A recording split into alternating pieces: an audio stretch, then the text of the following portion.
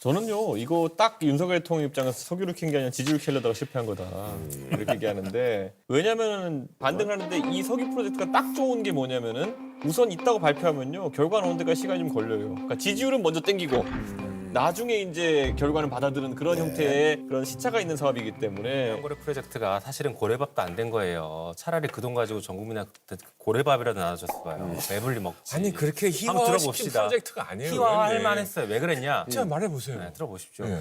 여기서 5차, 6차 변론기일에서 얘기가 가장 많이 나왔던 것이 이제 홍장원 그리고 이제 박종근 두 이제 증인인데 네, 제가 이거 하나만 좀 짚고 넘어가야 될 것 같은데 윤 대통령은 탄핵 재판 2월 6일 재판에서 곽종근이나 홍장원 이런 사람들을 민주당에 마치 뭐 설득하면서 그 이후에 내란죄 프레임을 가져오기 시작했다 이렇게 얘기하고 있거든요. 예. 아닙니다. 저희는 12월 3일 날 계엄 터지는 순간 이건 내란이라고 이미 규정을 지었고 12월 4일 날 의총에서 두 가지를 결정했습니다. 하나는 당론으로 윤석열 대통령 탄핵한다. 네. 또 하나는 내란죄로 윤석열 대통령 포함한 관련자들 전원 다 고발한다. 그날 이미 다 내란죄로 규정 짓고 프로세스를 밟았습니다. 그런데 그거를 마치 홍장원 차장이 뭘 넘기고 메모를 한 거를 우리한테 줬기 때문에 내란 프레임이다. 이건 잘못된 얘기입니다. 네네. 홍장원 전 차장이 박선원 의원님한테 이제 그 메모를 사실 전달했잖아요. 그래서 박선원이한테 저기 무슨 약점 잡힌 게 아니냐, 뭐 이렇게 이제 얘기를 해서 이제 언론에 이제 많이 보도가 됐는데 이 얘기를 한번 좀 듣고 싶어요. 이거 예, 들었을 제가 때. 설명을 드릴게요. 제가 18대 1차장이고 네. 홍장원 차장이 20대 차장이에요. 그러면은 전임자 잘못을 후임자가 합니까? 아니면 현직에 있는 분의 약점을 전임자가 잡을 수 있습니까? 말이 안 되는 사실 말이 안 이야기고 되다. 처음에 이제 12월 6일 날 그때 이제 홍장원 차장이 경질됐다 이게 나왔잖아요. 그래서 이제 저희 정보위 위원장인 국민의힘 신성범 위원장이 오라고 했어요. 그래서 이제 홍 차장이 오면서 저한테 전화를 했어요. 여야 위원장과 여야 간사가 있는 자리에서 네네. 이걸 이야기를 해야지. 위원장 혼자 있는 자리에서 자기가 이야기하면 안 된다. 예. 그래서 지금 아니 곽종근한테 항의하러 지금 이천에 와 있다.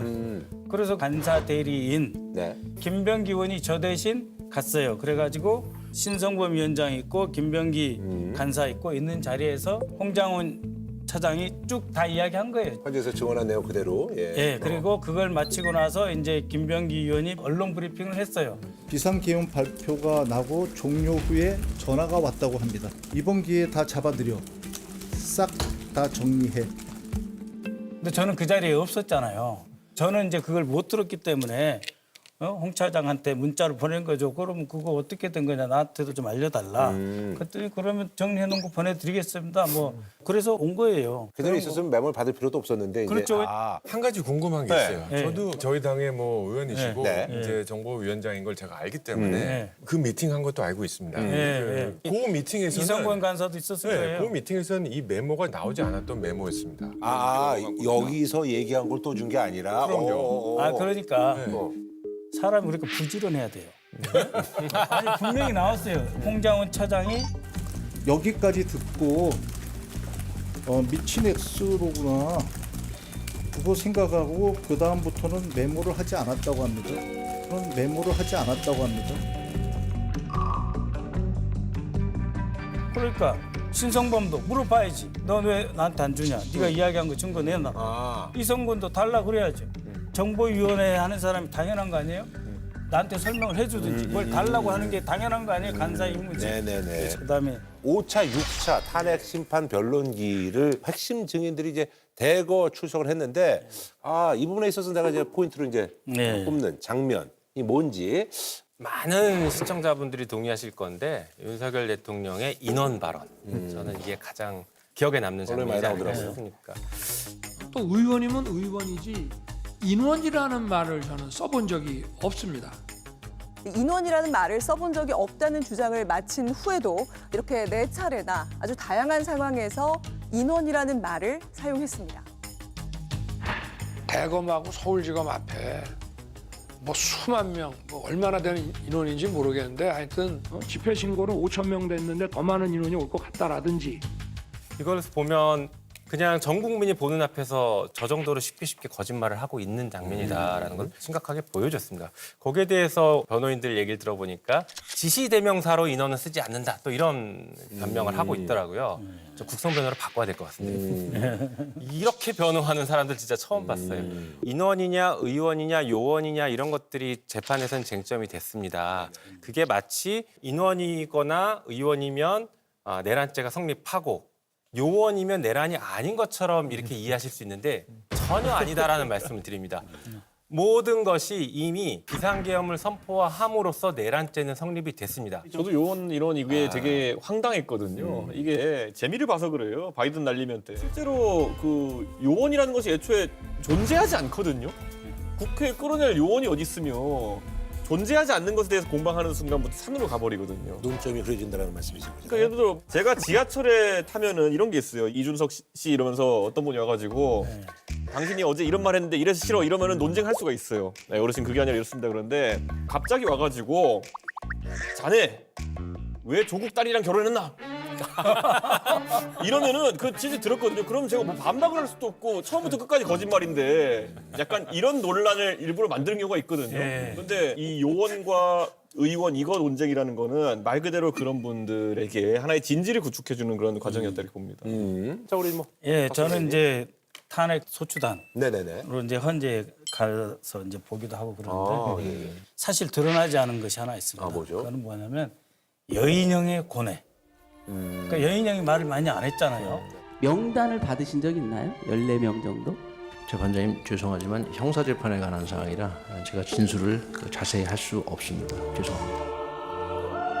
충암고 후배고 네. 김영현 장관의 후배고 이상민 장관의 후배예요. 충암파라고 불리죠. 충암파 중에 이제 정말 실권자이고 그런데 이번에 11월 말 요때 이제 마지막 김영현한테 불려가가지고 여인형이 책상을 치면서 반대를 해요. 계엄 안 된다고. 왜 그랬을까? 그건 바로 노상원의 존재. 왜냐하면 자기가 합동수사본부장이 되면은 네. 전두환이 합동수사본부장이었잖아요. 네. 그래서 노재현 국방장관 날려버리잖아요. 계엄사령관도 날려버리잖아요. 정승화를 합동수사본부장이. 그런데 이것을 누가 제일 두려워하겠어요? 김용현이 두려워하죠. 김용현이 두려워하는 거예요. 합동수사본부장이 실권 딱 잡아가지고 대통령 윤석열한테 직보하는 체제로 바뀌거든요. 그래서 김용현이 노상원을 견제 차원에서 넣어요. 7월 말부터 그 12월 1일 그 짧은 시간에 22번을 만나요. 노상원을. 그거를 여인형이 알아요. 그래서 여인형이 장관한테 노상원을 멀리 하십시오 몇 번 이야기를 했어요. 그런데 갈수록 이상한 분위기가 도는 거예요. 그래서 11월 말에 계엄하면 안 된다고 책상을 치며 장관한테 항의를 했는데 본인이 약간 좀 팽당할 것 같은 그런 느낌은 이제. 그렇죠. 왜냐하면 내가 합수부장인데 수사 1단장으로 노상원이 들어온다. 그러면 노상원은 자기 선배 41기 육사. 어떻게 이겨요 자기가. 그리고 정보사령부라고 하는 거는 어떠한 계엄에도 참석한 적이 없어요. 그런데 이것을 후방 계엄에 집어넣는 것 자체가 내란의 상징인데 이 내란의 상징이 노상원이 훅 들어오는 거예요. 아, 그건 내가 아닌가 보다. 그게 예인형의 고뇌고 이번 헌재에서도 말을 안 한 거예요. 그래서 이제 그런 것도 이제 저는 지금거리에서 느끼셨군요. 네, 추측입니다. 추측. 예. 네, 판단입니다. 헌법재판소는 한 분 한 분이 헌법과 양심에 따라서 심판하지만 가장 근본은 국민들이 헌법재판소의 판결을 믿는 신뢰라고 생각해요. 근데 이 6차까지의 심판 변론 기일을 통해서 헌법재판소에 대한 국민 불신이 올라가고 있습니다. 여론조사에서 12월에 67%까지 갔던 헌법재판소의 신뢰도가 지금 내려갔습니다. 신뢰도 낮아지고 있고 대통령 탄핵 반대 여론 높아지고 있습니다. 이것이 무엇인가? 저는 핵심 증인들이 몇 가지 좀 말이 흔들리는 거. 특히 곽종근이라는 분은 정말 이 까면 깔수록 말이 말라지는 것 같아요. 뭐 대상인물을 요원이라고 했다, 사람이라고 했다, 인원으로 가고 또 도끼를 부수고 하고 갖고 나오라고 그랬다가 도끼란 말은 없었다 그러고 헌법재판관의 질문에 또 양쪽 변호인단의 질문에 계속 말을 바꾸고 있잖아요. 바꾸지 않았고요. 그거 아세요? 이 재판에 대해서 지금 뭐 신뢰도 얘기하시는데 김영현 변호인이 무슨 일을 했는지 알고 계시죠? 이진우 접견 신청했고 여인형 접견 신청했고 곽종근 접견 신청했는데 곽종근은 거부했고 이진우 여인영 접견하고 나서 이 두 사람들 답변과 태도가 달라졌습니다. 나와서 진술 거부하고. 그래서 지금 회유했다고 그게 선전선동이에요. 아니 들어보세요. 그게 정동원 사실만 그게 이야기하는 저는 사실만 얘기했지 사실만 이 재판에서 되게 중요한 지점 하나 지금 꼭 짚고 가야 되는데 재판관들이 꼭 사령관들에게 조서에 서명 날인했습니까를 물어봅니다. 이 별거 아닌 질문 같은데 법적으로는 아주 의미가 있습니다. 그 조서를 다 증거로 쓸 수 있는 것이고 네네네. 다시 말해서 검찰에서 진술한 진술의 신빙성을 상당히 높게 평가할 수 있는 이제 법적 절차들이 만들어졌다라고 보셔야 됩니다. 이게 재판에서는 눈에 보이지 않았지만 실제 재판을 판단할 때에는 아주 중요한 근거들이 만들어지고 있다라고 보셔야 될 것 같습니다. 예. 네, 하십시오. 증거 능력에 대한 판단은 재판관님들께서 하시더라도 이렇게 딱 어느 한 기관이 체계적으로 수사를 했으면은 모르겠는데 이게 서로도 맞지 않고 하기 때문에 그런 점을 잘 좀 살펴주십사 부탁드리겠습니다. 이분님. 저는 약간 안타까운 게요. 네. 헌재나 아니면 선관 이런 기관의 신뢰도 이런 거를 공격하는 부분은 반복되고 있어요. 선관위에 대한 음모론 다 퍼뜨려 놓고 나중에 가가지고 선관위가 신뢰를 못 받으니까 다시 이거 부정선거 의심해봐야 되는 거 아니냐. 이런 건 좀 이상한 순환 논리거든요. 근데 지금 헌재에서 똑같은 걸 이제 하는 게 아닌가라는 생각이 드는 거예요. 헌재에 대해서 계속 공격했고 그 과정에서 여론조사 해보니까 신뢰도가 좀 떨어졌으니까 니네가 잘못하고 있는 거 아니냐? 못 믿겠다. 이 절차 중단하자. 뭐 이런 논리로 가면은 한 번 먹히니까 계속 하려고 하는 거예요. 최근에 이진숙 위원장 탄핵 기각시킨 게 어딥니까? 그럼 그것도 믿어야 되는 건데 그거 안 믿겠다는 건지 저는 헌재의 어떤 신뢰도에 대해 가지고 좀 기관 공격하는 게 과하지 않나라는 생각을 좀 합니다. 정치인으로서 헌법기관과 헌법 구조 자체를 흔들어서는 안 된다 생각해요. 다만 어떤 기관도 인간이 운영한 거기 때문에 저는 무오설을 주장할 수는 없다고 생각합니다. 헌재 무오설 이런 건 없어요. 국회도 오류가 있습니다. 대통령의 오류도 인정하세요. 아니 그게 왜 대통령의 오류예요? 아니, 거부권 안에서? 아니 어쨌든 대통령도 오류가 있다면 대통령 맞습니다. 인정하세요. 네. 대통령도 행정부도 오류 있습니다. 헌재도 사람이 운영하는 헌재에 어떻게 오류가 없앴습니까? 그거에 대해서 지적하지 말라? 보통은 판결 이후에 지적하죠. 판결하기 전에 사법부를 마찬가지라고 흔들지 봐요. 않습니다. 아니요. 지금 국힘이 너무 과도합니다. 그렇게 하면 안 돼요. 근데 저는 이게 윤석열 대통령이 본인이 뭐 으뜸 가는 법률가였는데 직위상으로는 본인이 논리로 대변하는 거 누가 뭐라 그럽니까? 그건 자꾸 이런 부가적인 게 들어가서 기관을 같이 때려주자 이런 거. 옛날에 조국 장관 사태 때 똑같은 것도 아닙니까? 검찰을 공격하니까 그때 국민의힘이 아니 검찰 공격하지 마라. 조국 장관이 개인적인 방어를 논리로서 해라 이랬는데 지금 똑같은 걸 하고 있는 겁니다. 저는 되게 안타깝습니다. 이거. 네. 자, 그리고 사실 이제 오늘 저희는 이제 일요일 날 녹화를 하고 있고 7차 탄핵 심판 변론길 저희 이제 녹화 후입니다. 이때 그 재판을 좀 예측을 해본다면 그때 그저 예측하신 것들이 좋았기 때문에 예.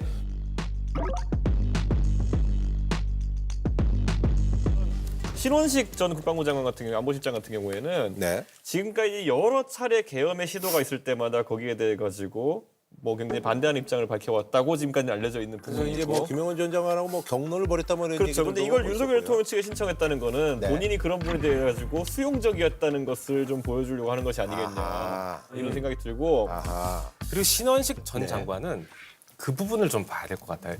이분이 왜 중간에 장관에서 교체가 됐습니까? 네, 맞아요. 그때 그 얘기 많았어요. 네, 그것은 뭐 그런데 그건 정보사령관, 정보사령관의 경질 문제로 일단 보도가 됐는데 네, 네. 실제 윤석열 대통령 입장에서는 김용현만큼 편한 사람은 아니었을 가능성이 있다라고 보여집니다. 근데 그게 그럼 윤석열 측에 유리한 정황은 아닌데. 아니죠. 네. 그런데 그래도 내가 키웠고 내가 데리고 있었던 사람이니까 나한테 유리한 정황을 얘기해 줄 거야라고 생각하겠지만 실제 지금 이런 역학구도 하에서는 좋은 얘기 나오지 않을 수 있다. 예. 2024년 3월 말에 대통령 안가에서 만찬 모임했다고 말씀하셨잖아요. 사실 그때 그 대통령이 이상한 조치에 대해서 언급을 했죠. 예, 저는 뭐 군을 책임지는 국방부 장관으로서 그에 대해서는 재고하고 좀 다른 의견을 표명했습니다. 뭐 그런 계엄까지 생각은 못했고 어쨌든 어떤 경우든 저는 그 적절치 않다고 이렇게 제 의견을 피력한 적이 있습니다. 조금 그 예의에 벗어나지만 제가 경호처장한테 제 뜻을 대통령께 전해달라고 말씀했습니다. 그리고 나서 2024년 9월 6일에 증인은 국방부 장관에서 경질됐죠. 그렇습니다.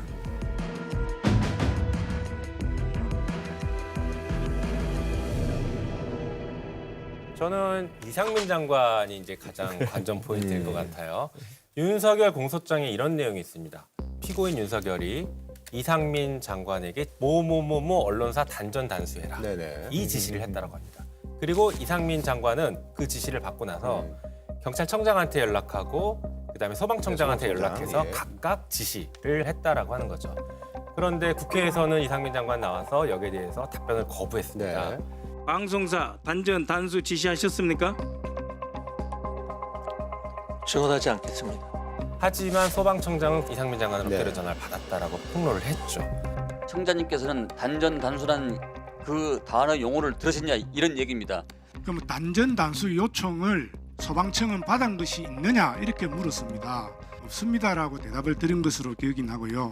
그렇게 말씀을 하시니 이제 언론사 5곳을 말씀을 하시고 그 경찰 이야기를 하고 요청이 오면 적절한 조치를 취하라 이런 뜻으로 저는 기억을 합니다.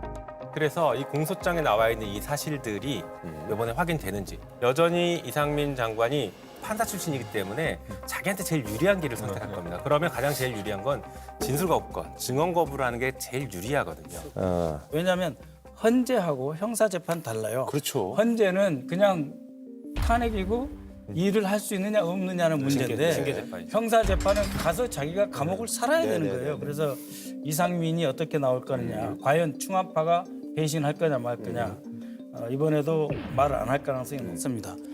대통령이나 국방부 장관으로부터 언론사 등 특정 건물에 대한 단전, 단수에 대한 조치를 구두로라도 지시받은 적 있습니까? 전혀 없습니다. 제가 대통령실에서 종이 쪽지 몇 개를 좀 멀리서 이렇게 본 게 있습니다. 소방청 단전 단수 이런 내용이 적혀져 있었습니다. 그리고 나서 이제 비상계엄이 선포가 되고 제가 이제 광화문으로 돌아가는 제 차 안에서 그 쪽지 본 게 생각이 났습니다. 갑자기 단전 단수를 하면 인사사고가 발생할 수 있겠다라는 생각이 들었고 소방청장에게 전화하면서도 국민의 안전에 대해서 챙겨달라는 취지의 당부를 한 거고 제가 소방청장에게 단전 단수를 지시한 것이 아닙니다. 저는 이 백종욱 국정원 3차장하고 이제 김용빈 중앙선관위 사무총장이 나왔다는 건 결국은 이제 선관위 시스템 문제. 이제 윤석열 대통령이 계엄하게 된 중요 이유 중에 하나인 네네. 그 선관위 시스템이 부실하다. 네네. 이거의 논쟁이 아마 되지 않을까 싶습니다. 네. 제가 강조하고 싶은 거는 백종욱입니다. 국정원 3차장 백종욱. 국가정보원법의 제4조에 의하면은 사이버 공격이 들어와도 중앙행정기관만 보안감사를 할 수 있어요. 선관위는 보안감사를 못하게 되어 있습니다. 근데 23년 7월 17일부터 9월 22일까지 2달 일주일을 보안감사를 했다라고 하는 측면이고 우리 국정원 해커들이 제일 뛰어나거든요. 처음에 국가기술보안연구소까지 다 동원해서 선관위를 뚫으려고 했는데 못 뚫었어요. 그래서 패스워드도 주고 방화벽도 해체하고 전체 시스템 소스 코드에다가 설계도까지 다 줬어요. 마음대로 한번 들여다보라고. 그래서 몇 개를 찾아낸 게 소위 기술적 미비점이에요. 근데 그런 거는요. 다 주면 구글도 나타나요. 그 엄청난 시스템에서 전문가마다 보는 게 다른데. 근데 이 백종욱이 10월 6일 날 대통령한테 1차 보고를 했는데 이런 거 하려고 그 돈 쓰고 시간 썼냐고 대통령이 노발대발해가지고 10월 6일 발표 1시간 전에 취소가 돼요. 그리고 이 백종욱 이 사이버 팀에서 김규현 비서실장 팀으로 이 문서 작성이 넘어와요. 그래서 2차 보고서를 다시 작성해요. 그래가지고 강서구청장 선거 있기 하루 전 23년 10월 10일 날 보안 문제가 있다라고 발표를 했는데 이걸 중요한 거는 이 백종욱이가 결국은 국민의힘 비례대표 32번을 받았어요. 그런 사람이 뭘 합니까? 그래서 백종욱은 윤석열 측 증인으로 나오지만 증거 능력이 없는 사람이에요. 32번은 뭐 받은 건 아니죠. 사실. 아 그러네. 32번으로 뭔가를 보상했다고 생각하시면 받은 것보다 못하다고 표현할 건 있습니다. 나중에 막 밀린 건가요? 참고로 아마 저희가 18번까지 당선됐습니다. 잘 받은 게 아니에요. 점검 결과를 받아 종합적으로 분석해 보니 여러 취약점이 있었고 또 보안 관리 부실 문제도 드러났고 선거 시스템에 공격이 되면 사회 혼란을 초래할 수 있겠구나 하고. 그러니까 과거에 선거관리위원회가 잘못한 점이 분명히 있어요. 그런데 22대 국정 과정을 치르면서 다 개선을 했다고 하거든요. 적어도 계속적으로 부정선거 시비 논란을 가져오기 위해서는 22대 국선에서도 그럼 어떤 일이 있었냐. 중앙선관위원회의 공식 홍보 영상 내용을 보면 종이가 원상태로 회복하는 기능이 적용된 특수 재질 사용이라고 적혀 있습니다. 형상기억 종이라는 말을 우리가 한 적이 없는데 그것을 형상기억종이라고 선관위가 했다. 이게 이제 원인이 된 것은 빳빳한 투표지, 한 번도 접지 않은 빳빳한 투표지들이 너무 많이 나오니까 이걸 지적하니까 형상기억종이라는 얘기를 한 거예요. 이건 역시 똑같이 21대 그 국선의 선거 소송에서 다뤄졌던 주제고요. 거기서 대법원이 검증한 결과 그것은 정상적인 투표지다.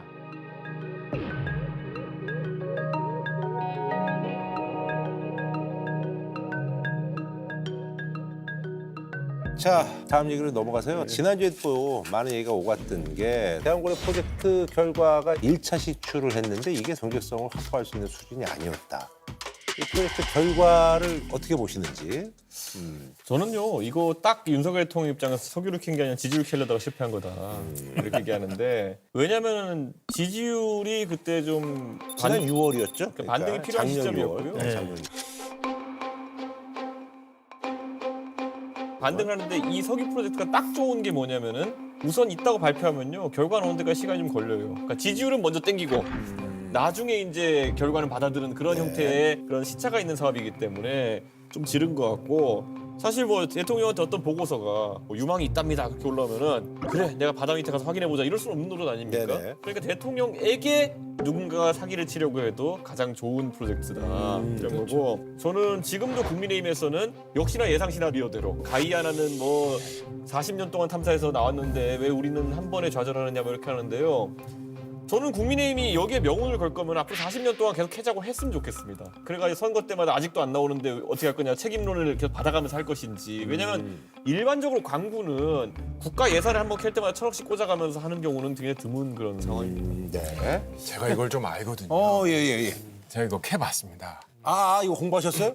아니요, 캐봤다는 게 아니라 제가 세계은행에 있으면서 아프리카 나라들 지원하면서 이 석유 시추에 대해서 좀 압니다. 이게 야구도 3할 타자가 10번에 3번 팀은 잘 치는 타자예요. 제가 석유 시추했는데요. 한 번에 나온 거 본 적이 없어요. 뭐 그 얘기 하더라고요. 예, 매장이 돼 있을지 안 돼 있을지에 대한 보고서가 나왔고 그다음에 이제 탐사 시추하는 겁니다. 진짜 있고 얼마가 있고 진짜 파보고 그다음에 시추하는 거죠. 네네. 근데 이 과정에서 돈이 없는 나라들은요. BP나 텍사스 오일이나 민간 기업에 다 맡겨요. 네네. 그게 나쁜 게 뭐냐면 나오면 걔네들이 너무 많이 가져가. 그렇죠. 네.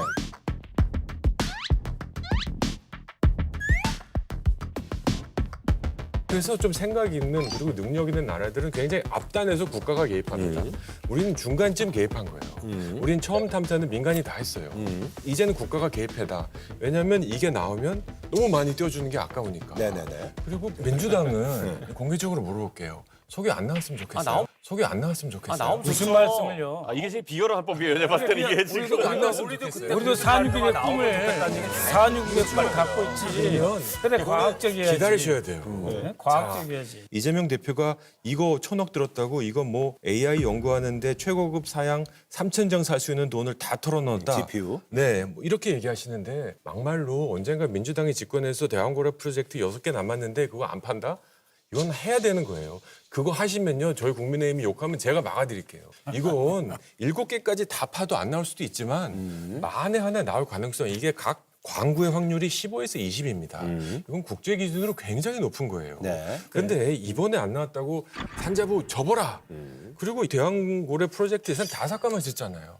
이러면 안 되는 거예요. 차라리 2번, 3번 할 때 더 잘해라. 이번 추경에서 하자고 해서요.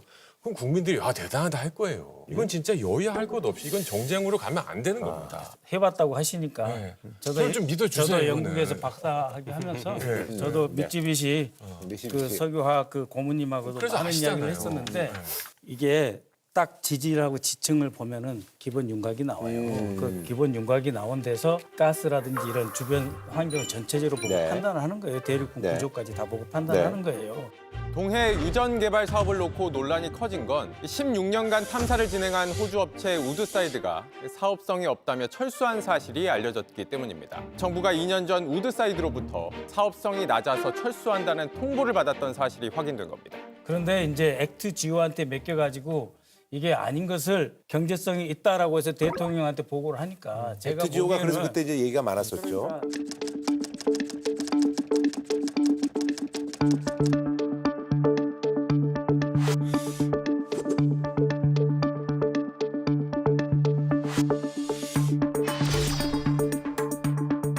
그러니까 대통령실이라는 게 그런 거예요. 대통령이 막 힘들잖아요. 그러면 정무팀에서 그 대통령님한테 보고해서 기분이라도 좋게 해주자. 야, 이 새끼 너무 분위기 안 좋아. 좀 분위기 좀 바꾸자. 올리는데 그걸 대통령이 움켜쥔 거예요.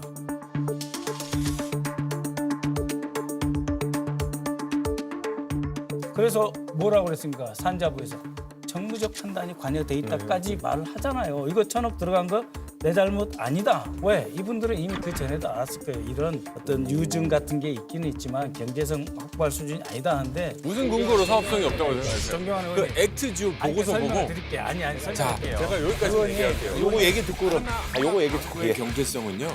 하나 광구의 경제성은요. 시간에 따라서 많이 변합니다. 이거 기술이 항상 바뀌어요. 그래서 20년 동안 묵혔던 광구가 갑자기 사업성이 생기는 경우도 생기고요.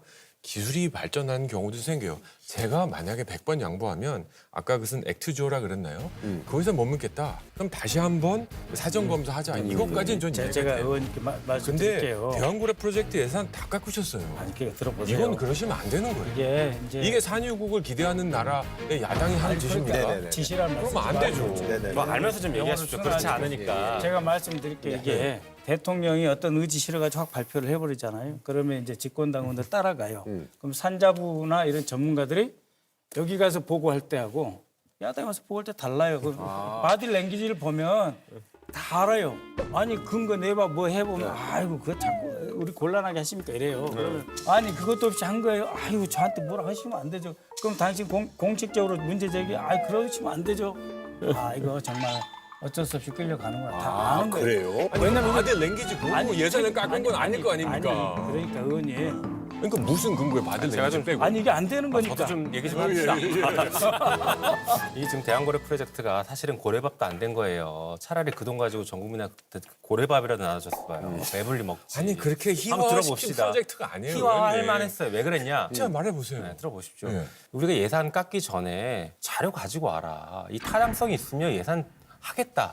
안 가져옵니다. 아니 무슨 자료가 필요하셨던 거예요? 석유 있다는 보증서? 기본적인 그런 거 자료를 없다고요. 기본적인 이런 자료를 안 비즈니스는. 준다고요. 사업성에 대한 기본적인 자료를 다 보안이라고 하고 영업비라고 해서 안 준다고요. 그거 자 당연한 그리고 거죠. 뭘 당연해요. 예산을 우리가 심사하는데 알아야죠. 사업성이 있다는 것을. 그런 태도니까 예산을 삭감하는 겁니다. 그러면 진짜 필요하면 추경하자. 이게 저희 기본 입장이에요. 그러니까요. 추경하시. 필요하면 만약에 자료 추경하게 가져오십시오. 정부에게 얘기하세요.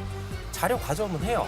자 그리고 우리 지금 산유국금 얘기하셨죠? 그럼 차라리 709에 좀 집중하라고 해주십시오. 709니까. 네.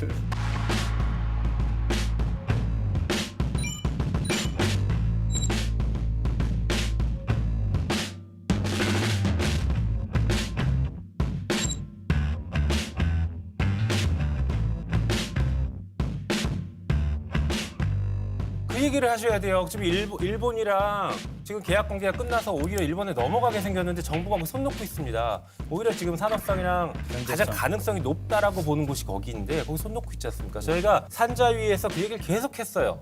하지만 관심이 없습니다, 정부는. 아까 김영님이 말씀하신 것처럼 이거 굉장히 많이 듣던 얘기라 가지고 7광부 얘기부터 비슷한 얘기거든요. 네. 그리고 예전에 동해 가스전 같은 것도 시추해가지고 보면은 몇천억 넣어가지고 한 1조 단위대 이런 수익을 얻은 경우는 종종 있어요. 그렇기 때문에 장기적인 프로젝트거든요. 근데 아까 말했던 것처럼 약간 분식 비슷하게 먼저 지지율을 받고 나중에 책임 안 지고 이런 식으로 가면 곤란하고 산업부 공무원들은 난감하죠. 왜냐면 대통령 5년 하고 가는 거지만은 산업부 공무원들은 결과까지 책임져야 되는 상황이 올 수 있기 때문에 이거는 대통령이 만약에 진짜 추진하고 싶었으면요. 야당 설득해야지 갈 수 있는 문제입니다. 그런데 저는 설득 과정 전혀 없었기 때문에 삭감된 거지. 이거를 지금 와서 나 정말 이거 대박 칠 수 있는데 너네 때문에 안 됐어. 이거는 그냥 글쎄요.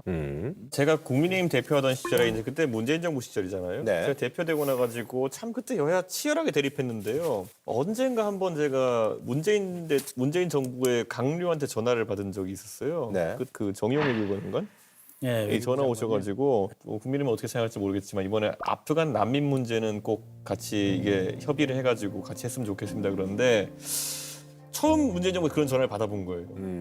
그런데 그 문제에서 사실 난민 문제 이런 것들은 접근하기 조심스러운데 밖에서 크게 얘기 안 하더라도 의원들이랑 상의하게 되면서 그래도 이런 걸 미리 상의해줬는데 우리가 긍정적으로 검토해보자는 말을 하게 되더라고요. 그 당시 우리 당 의원들한테도. 그러니까 저는 대왕고래든 뭐든 간에 윤석열 대통령이 조금만 그런 게 있었으면은 그거 안 한 게 지금 문제되는 거지. 전 지금 와서 경제성 따지고 이런 게 사실 큰 의미는 없다. 예, 알겠습니다. 저는 김용민 의원님의 제가 오늘 받은 것 중에 제일 긍정적인 게 필요하면 추경에 넣자. 그리고 자료 공유할 수 있으면 더 하자. 제가 저도 강력히 주장할게요. 자, 그리고 이제 사실은 아니 박선원이 초선인데 트럼프 대통령이랑 무슨 관계가 있어서 노벨 평화상 후보로 추천했다고 뭐 이렇게 이제 놀라시면서 이제 거기에 이재명 대표가 유력 대권 주자로서 미국의 시선이 이렇게 호의적이지 않으니 좀 정계 쪽에 이제 이미지 개선 차원에서 이런 것들을 한 게 아니냐라는 그런 얘기들이 좀 이렇게 나오고 있거든요. 그러니까 이제 제가 국정원에 있으면서 트럼프 정부하고도 또 같이 일을 했어요. 네, 제가 이거는 국정원의 특보, 외교안보 특보로서 제가 활동한 내용이라 구체적으로 말을 못하지만 그 여러분들이 기억하실지 모르겠는데 2019년 6월 30날 트럼프 대통령이 김정은이 오니까 김정은이 함께 군사분계선을 넘어간 최초의 대통령, 그러니까 북한 땅을 밟은 최초 대통령이에요. 그래서 다시 김정은을 데리고 내려와서 문재인 대통령하고 김정은하고 트럼프 대통령이 3인이 정상회동을 하잖아요. 이 일이 그냥 일어났겠어요? 트럼프 대통령이 아유 나 내일 가가지고 김정은이 저기 그 좀 나오라 그래봐 내가 갈게 그렇겠어요? 그렇지 않습니다. 그렇기 때문에 트럼프 대통령은 역사적으로 없었던 일을 만들려고 하는데 굉장한 열정을 가지신 분이에요. 그걸 제가 알고 있어요. 제가 확실하게 이러한 일을 해보았다는 걸 먼저 말씀드리고 두 번째로는 트럼프 대통령은 이미 선거 기간 때부터 우크라이나 전쟁을 끝내겠고 김정은을 만나서 뭔가 해보겠다. 그런 말을 계속 해왔어요. 근데 이게 벌써 시작이 되고 있는 거예요. 그러면은 올해 10월 달에 받으려면 노벨 평화상은 1월 31일 날까지 추천을 해야 되는데 그러면 제가 추천을 하는 거예요. 왜냐하면 그분이 안 가지고 있는 게 뭐예요? 부동산 사업가가 아니라 전 세계를 평화로 만든 위대한 대통령이라고 하는 그 칭호를 받고 싶어 하시는 거예요. 근데 그 저기 후보로 추천해가지고 뭐 그쪽에서 좀 연락이 왔어요. 고맙다고. 고마워요. 뭐 이렇게 연락이. 안 오죠. 말씀은 지금 대통령이 취임해가지고 지금 370개의 행정명령 발부하기 바쁜데 백악관에서 연락이 오겠어요? 그러니까 그런 취지로 이제 하신 거다. 그렇죠. 그래서 노르웨이 그 노벨 평화위원회에서 성공적으로 당신의 추천이 접수되었습니다. 그것까지 와 있는 거고. 이게 뭐 이재명 대표의 어떤 그 반미적 역사관 이미지 개선 이런 거는 전혀 관계가 없다. 본인이 이제 그런 말씀하시는 거잖아요. 왜냐하면 이재명 대표는 반미적 역사관을 가진 적이 없어요. 그러니까 뭐 주변에서 이제 얘기했을 때 이제 언론에서 그렇게 얘기를 하는 거죠. 조 의원 먼저 하고 싶었다. 잘하셨어요. 먼저 하고 싶었다. 그렇게 이야기해. 자, 우리 이 의원님. 오히려 전 전략적으로 굉장히 민주당에는 훌륭한 움직임이었다라는 생각을 합니다. 왜냐하면 외교 영역에서 먼저 움직였다는 이미지를 우선 갖게 된 건 첫 번째고 국가 지도자의 노벨상 받을 때 보통 보면은 뭐 김대중 대통령이 있으시고 평생의 업적을 바탕으로 해서 받으신 거고 고어, 카터, 오바마 이런 사람들 왜 받았는지 제가 알 것 같거든요. 그런데 트럼프가 받을 일은 없다. 그렇기 때문에 지금은 민주당의 입장 전환 정도의 의미가 가장 강하게 느껴지는 건 사실이다.